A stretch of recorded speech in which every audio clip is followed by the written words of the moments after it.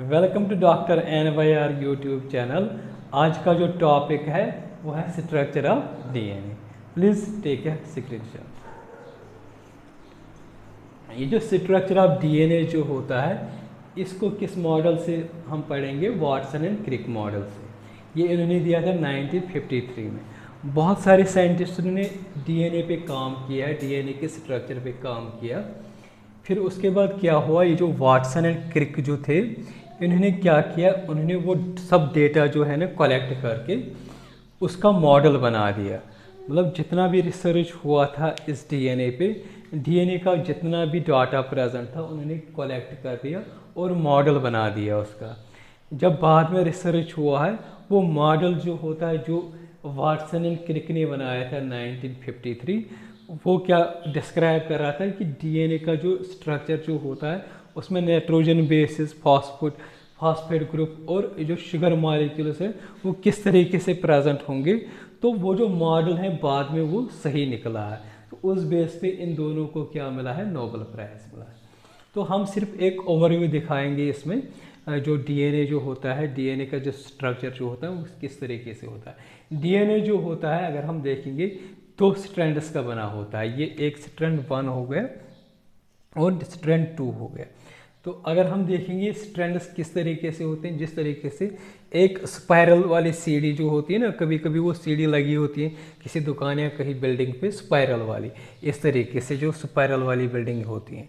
तो उसी तरीके से जो स्ट्रैंड्स जो होते हैं DNA के, स्ट्रैंड 1 एंड स्ट्रैंड 2, वो इसी तरीके से ट्विस्टेड होती हैं।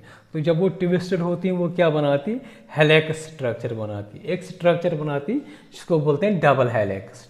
ठीक है ना। इसके बाद लास्ट टाइम पे हमने, लास्ट वीडियो में हमने देखा था ये जो DNA मॉलिक्यूल जो होता है इसमें क्या क्या कंपोजिशन होता है। अगर हम देखेंगे इसमें न्यूक्लियोटाइड्स प्रेजेंट थे। न्यूक्लियोटाइड्स खुद किसके बने हुए थे? फॉस्फेट ग्रुप के और डीऑक्सीराइबोस शुगर के। राइबोस शुगर जो यहाँ पे प्रेजेंट रहता है वो डीऑक्सीराइबोस रहता है।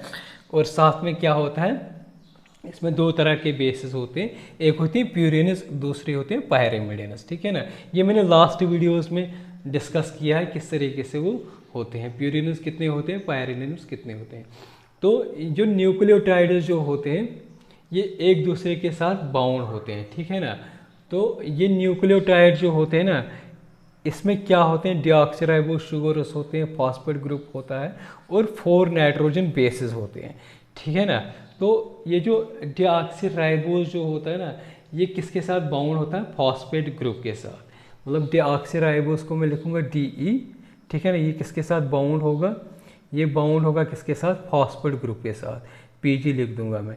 बीच में जो बॉन्ड होता है ना इस बॉन्ड को बोलते हैं फॉस्फोडाइस्टर बॉन्ड। ठीक है ना। ये फॉस्फेट ग्रुप और ये जो राइबोस शुगर, जो डीऑक्सीराइबोस शुगर जो होता है ये किस लिंकेज से कनेक्टेड होते हैं? Phosphodiester bond.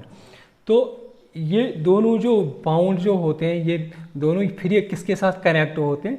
Nitrogenous bases, 4 nitrogenous bases, 4 nitrogenous bases के साथ ये दोनों फिर कनेक्ट होते हैं। ठीक है ना। तो अगर हम देखेंगे इसका स्पाइरल स्ट्रक्चर जो होता है इस तरीके से स्ट्रक्चर होते हैं, एक स्ट्रैंड फिर दूसरा स्ट्रैंड आती है। ये जो फॉस्फेट ग्रुप्स जो होते हैं ना ये बाहर प्रेजेंट होते हैं, बाहर के साइड में प्रेजेंट होते हैं। तो उसके बीच में क्या होते हैं? अल्टरनेट्स में क्या प्रेजेंट होते हैं? Deoxyribose sugar. मतलब अगर फॉस्फेट ग्रुप ये होगा, दूसरी जगह पे क्या आएगा? डीऑक्सीराइबोस शुगर, फिर आएगा फॉस्फेट ग्रुप, फिर डीऑक्सीराइबोस शुगर। तो यही ट्रेंड जो है ना दूसरे स्ट्रैंड में भी ऐसे ही चलेगा। ठीक है ना। तो इनके बीच में जो बॉन्ड होता है उसको बोलते हैं फॉस्फोडाइस्टर बॉन्ड।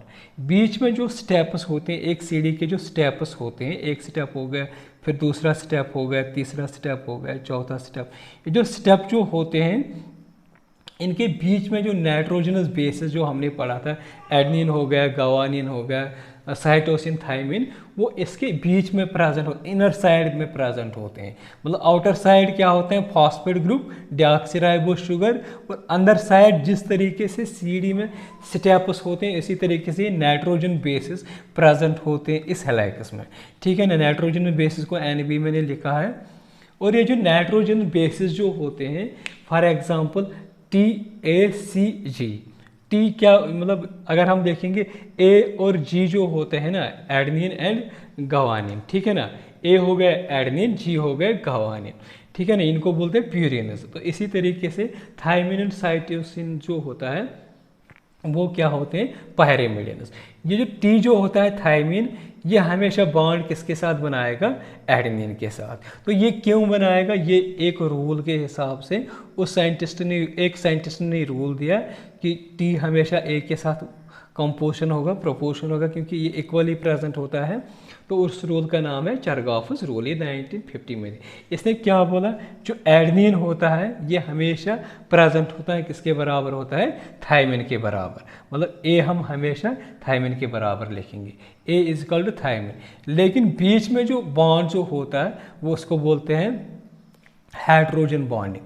मतलब जो नाइट्रोजन बेसिस जो होते हैं वो किससे कनेक्ट होते हैं, हाइड्रोजन बॉन्डिंग से, ठीक है ना। तो यहाँ पे डबल बॉन्ड प्रेजेंट होगा। इसी तरीके से जो साइटोसिन, यहाँ पे मैंने लिखा है ना, साइटोसिन हमेशा किसके बराबर होता है, ग्वानिन के बराबर। तो यहाँ पे साइटोसिन किसके बराबर रहेगा, मतलब किसके साथ बॉन्ड बनाएगा, ग्वानिन के साथ। तो यहाँ पे जो बॉन्ड रहेगा हाइड्रोजन बॉन्ड का ट्रिपल बॉन्ड। इसी तरीके से यह ट्रेंड फिर फॉलो होता रहेगा, ठीक है ना। तो ये जो चरगाफस रूल जो होता है, इसने क्या बोला, जो एडेनिन जो होता है इसका प्रोपोर्शन हमेशा थायमिन के बराबर होता है, और ग्वानिन का प्रोपोर्शन क्या होता है, ये साइटोसिन के बराबर होता है। दूसरा इसने क्या बोला है चरगाफ ने, ये जो प्यूरिनस होते हैं adenine and guanine, adenine and guanine जो होता है जितना ये प्रेजेंट होगा उतना ही क्या होगा, थायमिन प्लस साइटोसिन। ये एडेनिन एंड गायनिन क्या होते हैं, एडेनिन एंड ग्वानिन क्या होते हैं, ये होते हैं प्यूरिनस, ठीक है ना। और थायमिन एंड साइटोसिन क्या होते हैं, ये होते हैं पायरिमिडिनस। इसका मतलब जो होते हैं, जो पायरिमिडिनस जो होते हैं, जितना पायरिमिडिन का कंपोजिशन एक डीएनए में प्रेजेंट होगा उतना प्यूरिनस का भी प्रेजेंट होता है। या हम लिखेंगे ए प्लस जी जो होता है वो ऑलवेज इक्वल होता है टी प्लस सी। टी का मतलब होता है थायमिन, सी का मतलब होता है साइटोसिन। इसी तरीके से एडेनिन और ग्वानिन, या हम इस तरीके से कभी कभी न्यूमेरिकल प्रॉब्लम आती है तो हम इस तरीके से वो सॉल्व कर सकते हैं। या इस तरीके से ए प्लस जी जो होता है डिवाइडेड बाई टी प्लस सी जो होता है, ये बराबर किसके बराबर होता है, 1 के बराबर। तो इस तरीके से मैंने यहाँ पे जो एक ओवरव्यू दिखाया किसका, डीएनए का स्ट्रक्चर।